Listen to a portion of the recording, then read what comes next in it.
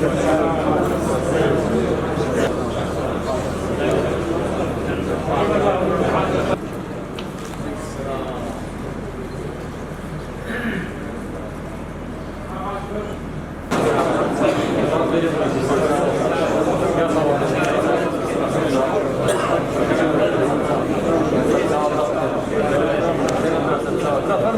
لكم اليخص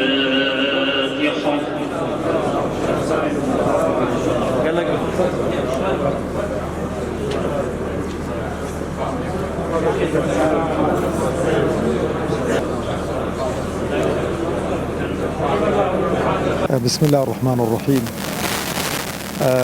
ئەو حادیسەیە کە لە سۆران ڕوویدا بەتایبەتی ئەتوانم بڵێم هەموو خەڵکی سۆرانی هەژاند و حادیسەیەکی زۆر خۆشحەزین بوو بۆ مایەی لە دەستدانی چواردە ڕۆڵەی هاو نیشتیمانیانی ئەو وڵاتە و هەندێک میوان بەخوازیارین خوای پەروەردگار لیان خۆش بێتنەوە بە هەشتی پان و بەرینیان شادکە و جەنابی مامۆستا هەم بەیان نامەی دەرکردووە هەم ئێمە بە نوێنەرایەتی مامۆستا بەشدار بووین لە پرسە و سەرخۆشی ئەو بنەماڵانە وەخوازیارین حکومەت بێتە سەرخەت و لێ کۆڵینەوەی جددی بکە و بگاتە نەتیجەیەکیش نەتیجەکەشی ئەعلان کاتن و تەڕەفی کەمتەرخەم سزا بدرێ عقوبە بدرێ بۆی جارێکی دیکە ئەم جۆرە کارە ساتە دڵتەزێنانە ڕوونەدەنەوە و لە خوای پەروەردگاریش داواکارین کە لە مردووەکان خۆش بێ پلە و پایان بەرز کاتەوە و شیفای بریندارەکانیش بدا و عاقبەتی هەموو لایشمان خێرکە ئینشاءالله. بەناوی خوای گەورەی میهرەبان سپاس بۆ مامۆستا کە بە نوێنەرایەتی مامۆستا عەلی باپیر بەشدارە لە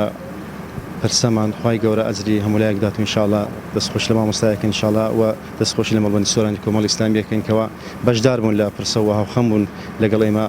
بەڕاستی ئەرچی سەرشانی ئەمەیان سوو کرد خوای گەورە ئەجر و پاداشتی هەموو لایەکی بداتەوە زۆر سوپاسی بۆ مامۆستا عەلی باپیرکەوە مامۆستای ڕاست پاردەوەکو نوێنەری خۆی بەشدارە لە پرسە ئێمە خوای گەورە هەموو لایەک پارێزی و خوای گەورە قوربانیان بە شەهید قبول بکەین ئینشاءالله. زۆر بەخێر داواکاری ئینشاءالله و مامۆستا بەشێک لە داواکاری دەبنەوە داواکاری هەموو خەڵکی کوردستانە بەتایبەتی بنەماڵەی ئەو قوربانیانەکەوە بەجددی حکوومەت بێتە سەرخەت و لایەنی کەمتەرخەم سزا بدات. ئێمە بەڕاستی چاوەڕێی حکوومەتین چاوەڕێی یاسا سەروەر بێت و تا ئێستا هیچ قسەیەکمان نەکردووە چاوەڕێی یاساین چاوەڕێی حکوومەتین چاوەڕێی ئەو راپۆرتین کە بەرگری شارستانی ئامادەی ئەکات و نەتیجەی ئەو راپۆرتە و لایەنی کەمتەرخەم دەستشان بکرێ و سزا بدرێ و ئەگەر نا بەڕاستی قسەی خۆمانە بێت.